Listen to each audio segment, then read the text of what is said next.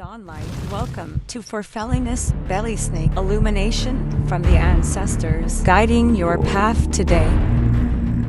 Every day, someone's little girl, daughter, sister, girlfriend, fiancé, wife, cousin, mother, auntie, grandmother, great-grandmother, elder, disappears, shattering a family, a community, the world. There is something we can all do. Remember them.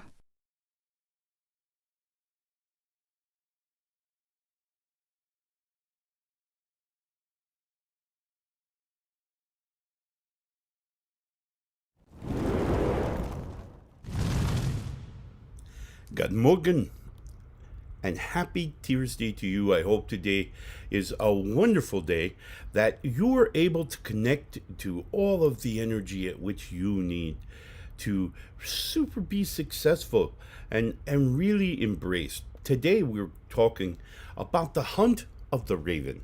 Now, the raven has a very sacral part in many different belief systems, but particularly the Norse, as we believed the partners of Odin, Hugin, and Mugin provide for us this ability to see a much larger picture of energy, of knowledge, of intellect, of connectivity, harmony.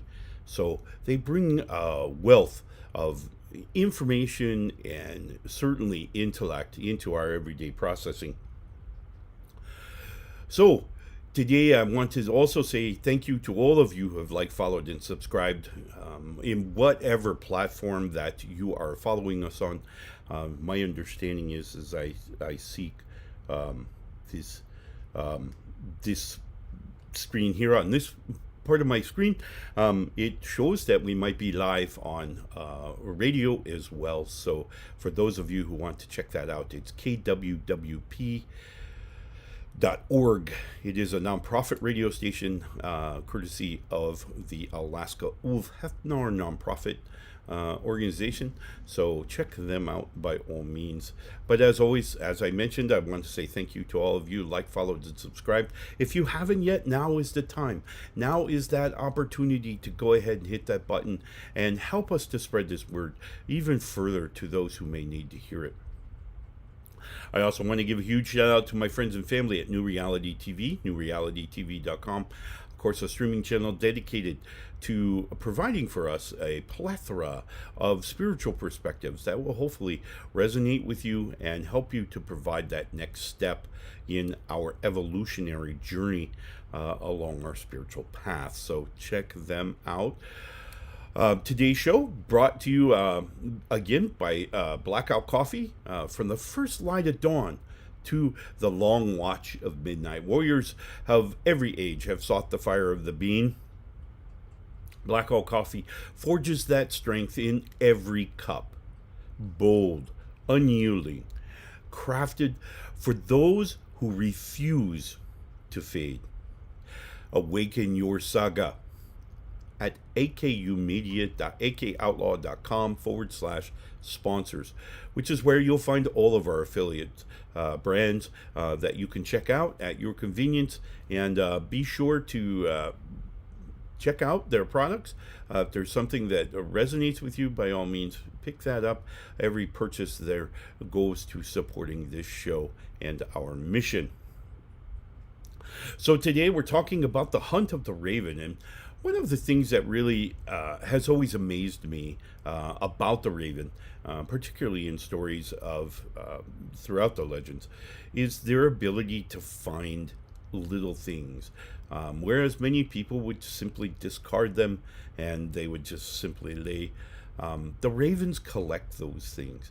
And ravens are very intelligent animals, and they are going to draw upon these things to find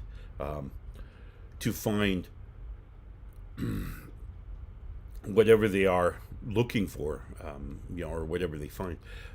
which really brings to mind, to the forefront, if you will, this idea of seeking joy. Many times we will simply say, oh, I want to be happy, I want to be happy, I want to be happy, but yet we don't do the exercises necessary to actually find that happiness. We don't look to happiness. We continue on our path of mediocrity, or of just, kind of slumping along. So when we think about joy, when we think about happiness, when we think about all of these different aspects of things that we want in our lives, we have to actively search for those. All right, things are particularly, and sometimes those searches are going to be more challenging than others. I'm reminded of my own life when my father passed many, many, many moons ago now. But when he passed, in the days following, of course, we would have a funeral, and that funeral would be very somber, very sad, very very monotone, if you will, right? So it was kind of yuck, really. And while I would later learn, of course, from my ancestors that the really the peace that we embrace with funerals is not as much the celebration of their accomplishment, but the loss of ours. So funerals are more self-centered. They're more us-centered. They're not really for those who have currently or have left their physical form. It's more for us physical forms that remain. And so we're sad. We won't have time to have a cup of coffee with, or have a chat, or hang out and play baseball, or whatever. Those things are now gone.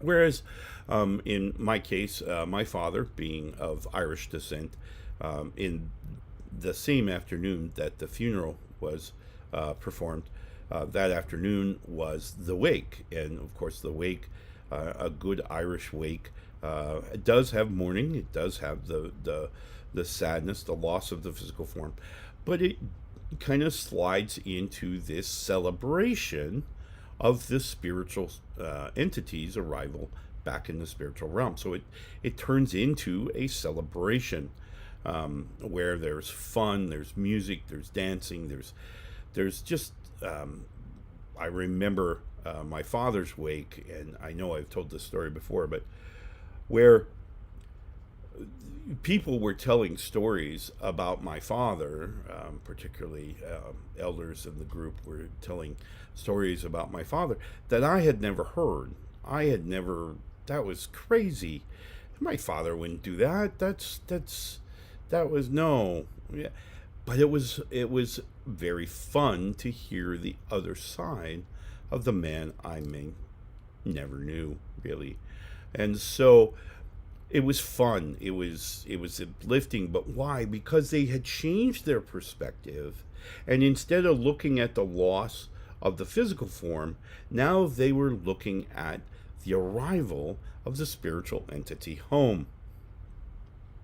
So it was a perspective change. So finding the good, the joy in the loss of a family member was one of those first eye-opening experiences for me that said we had a choice.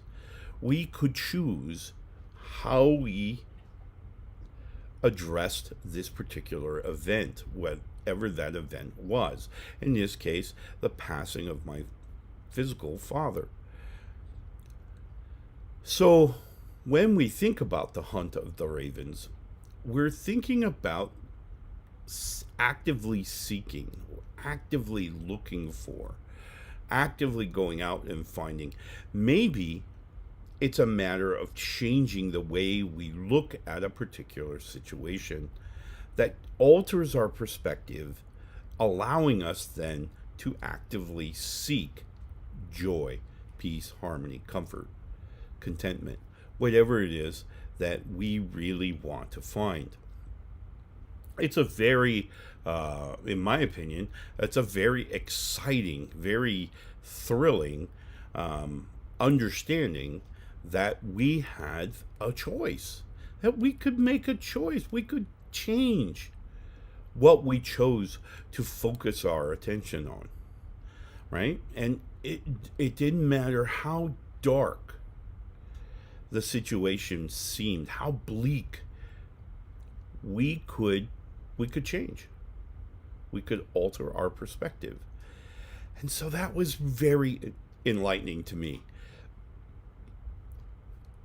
The thing about understanding where we are and what we're doing, and I am really understanding what our imagination is pushing into this sensory input that's coming in. What does that look like? Well, there it is. We have a choice. The raven, as it searches the globe for things to put into its nest or things at which to find some level of joy in, it's going to actively seek these things. It's going to actively look for those pieces that bring it joy. And I think we should use that as our model in our everyday lives. What can we do?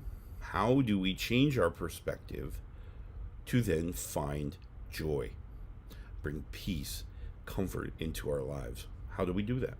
What's involved? And so there's a piece there, I think, in our mental health as well, as we can shift our perspective away from that which is maybe dragging upon our spirit. We can shift our view and actually begin to actively seek joy.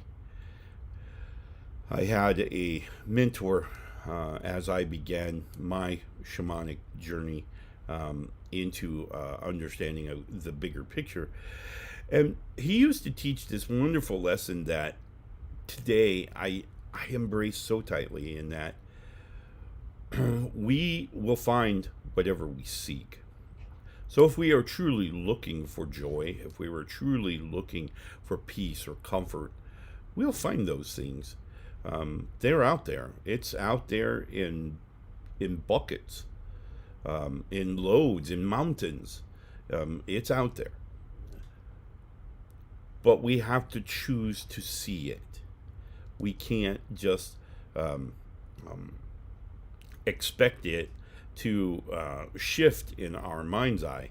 We have to change our mind's eye to look at a different perspective, to look at things differently, be willing to do that. Okay? So it's a big piece. Which brings us to our runes today. Our runes is that we are thinking about discovering that which Ugin and Mugen bring to us each and every day. And so today's rune is Burkana. Burkano, of course, is really the rune of mature wisdom. So how fitting is that today? And essentially it means sanctuary, liberation, shelter, life changes, becoming, and birth. And so in today's reading, I would suspect, and I feel as if the rune is telling me that we are birthing a new perspective. We are being willing to open our minds and be able to look at things differently, be willing to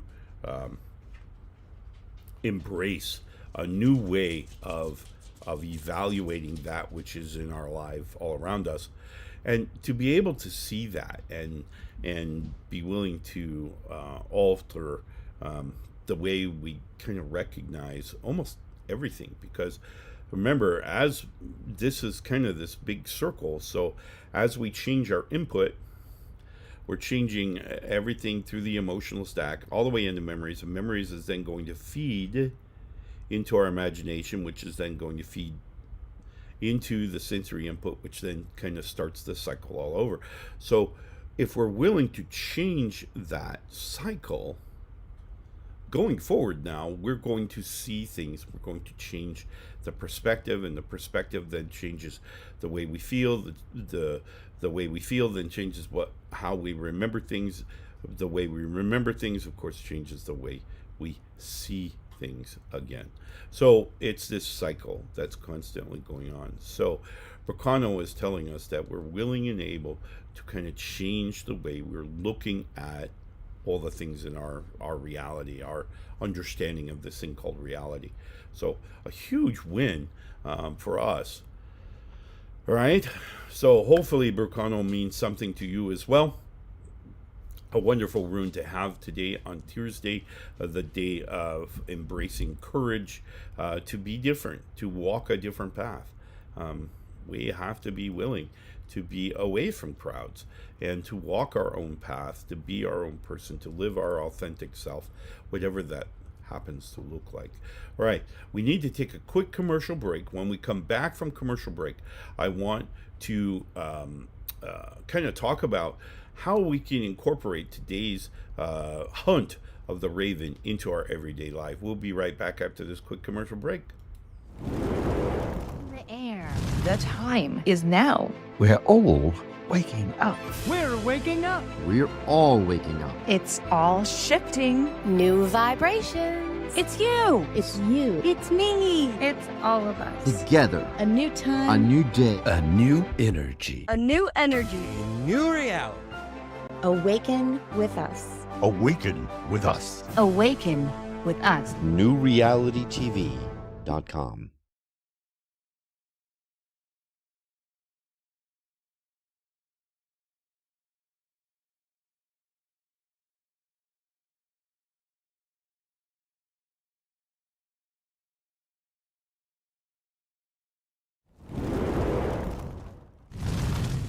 All right. Hey, welcome back, and thank you for taking that quick break with us today. Again, we're going live for the first time on KWWP Radio.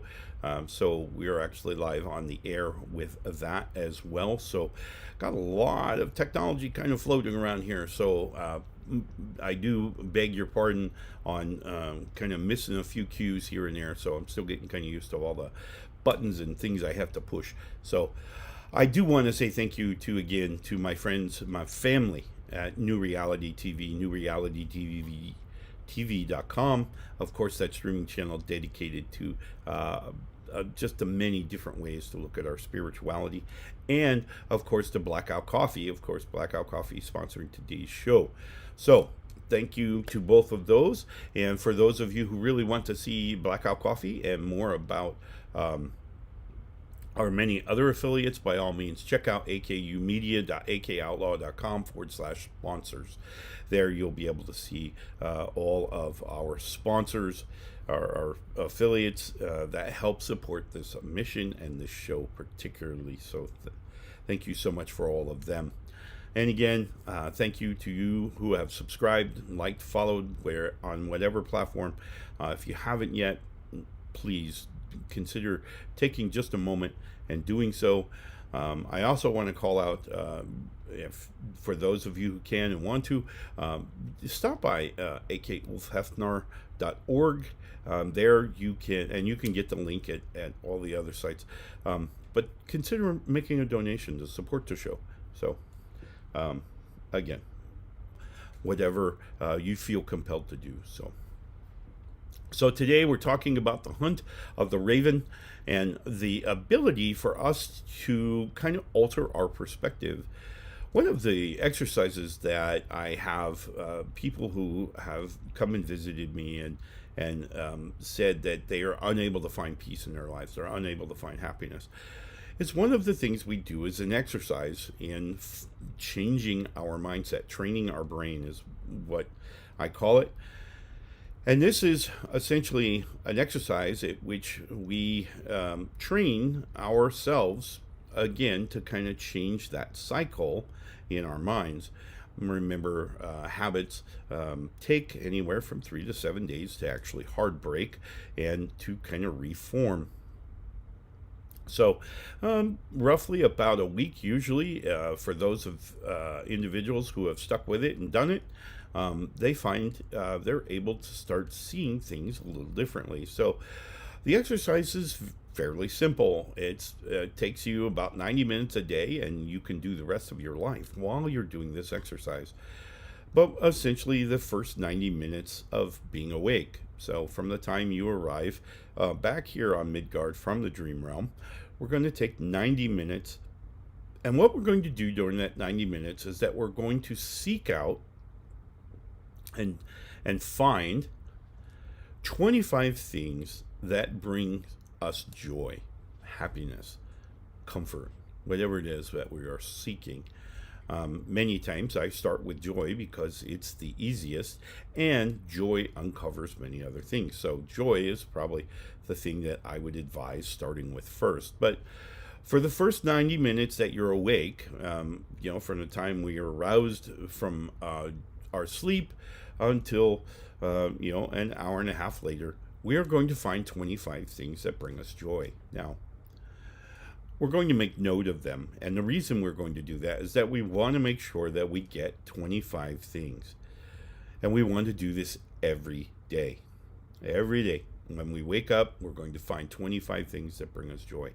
One of the things I can celebrate today, my coffee maker. We had a power outage yesterday, and so today, yesterday, my Shield Maiden set the timer thingy on the coffee pot. And lo and behold, today I get up, and what is there? There's a full pot of coffee sitting there waiting for me to have my morning coffee. So there's one thing done. Check off the list. And we'll move through the list at getting these 25 things. Now, you say 25 is quite a bit. And while I don't truly disagree, I think it's just a start. Because I think as we become more adept at this, and we start really kind of setting our mind to looking for these things, we're training our brain to now pull those things out of our everyday. As we do that, our brain becomes more efficient at it, right? Remember, we're training the brain because you've trained your brain to look for the negatives. We've trained the brain for those people who cut us off in traffic and we've trained our brain for that. And so now we're going to just train it another way. We're going to train it to look for the good. Yeah, that was close. We didn't get in an accident, or we did. And, we got things figured out. So things happen in our lives, and we simply have to kind of embrace looking at those things from a different perspective. So looking at the person who cut us off in traffic on our morning commute to work or school and figuring out, well, that was bad, yeah. But look over there. Over there, there's this beautiful floral arrangement next to the highway. I'm giving an example, obviously, but this is the idea of really recognizing now the joy. We're finding the thing that brings us joy. And so that's really a key indicator that we're beginning to train our brain. Is that we don't look at and we don't spool ourselves up over the person who cut us off in traffic. We're more interested in, oh, look at that car over there, isn't it? It's got some decoration on it that I really like. That's really, really impressive. Whatever the case may be, right? So we're able to change from looking at the negative to looking at the positive. And that's why we're training our brain. We're going to find 25 things. And I would suspect that if I went on with this exercise, as I would do with someone who is seeing me in a advisory role, I would say, okay, well, you've gotten pretty good at 25. Let's double that and let's go to 50 in the same 90 minutes. Ooh, that's an impressive number. But by now, you're pretty adept at it. And probably many of us would have half our list cleared by the time we got in the car to make this drive, this commute. So we're going to become better at it. It's going to become easier because we're training again. We're training the brain. All right. So if you find yourself in a rut and you're struggling to really find joy, try this exercise. Just try it for, say, a week. And if you don't see any differences, then you can go back to your old ways and figure out what works. But I would suspect if you do it in earnest and you find your 25 things and move on to your 50 and move on to your 100, it will become so second nature for you to look at all of these different experiences that we have in our lives and be able to pull out that which gives us joy, that which gives us comfort. So I suspect it will draw success in your life and help you. So I encourage you to try it out, kick the tires, and see if it works for you. All right. Today we celebrate the courage of Tyr, the courage to be different, the courage to walk our own path, the courage to just be ourselves, and recognize that the world and all those inhabitants within it all walk a very different path. None of us walk the same way. So enjoy you. Be who you are. Enjoy the gifts that you have had along your journey to make you who you are. Because I totally appreciate it. I can very much appreciate when people have acquired many different experiences in their lives and they're willing to retell it, and so that I can have those experiences as well. So it's a wonderful combination of harmonious energies between us. So all right, my friends, enjoy your Tuesday. We will see you again tomorrow, where we will embrace the wisdom of Odin, one of the supreme gods of my understandings. And so I encourage you as well. Remember, I definitely want to give a quick shout out for those of you who don't subscribe to maybe the Norse legends and lore and understandings, beliefs. That's okay. You can subscribe to whatever deity makes sense in your mind and feels right in your heart. All right, so you're not wrong wherever you are in your spiritual understanding. Whatever makes you happy, whatever brings you true fulfillment, this is your understanding, your definition of your religion, of your spiritual path. So it's not mine, and it doesn't have to be mine. It doesn't have to match mine. It doesn't have to be like me. You can be yourself, and that's a beautiful thing to be. All right? All right, my friends, have a wonderful Tuesday, and we will see you again tomorrow, where we will embrace the wisdom and the quest for that by the god Odin.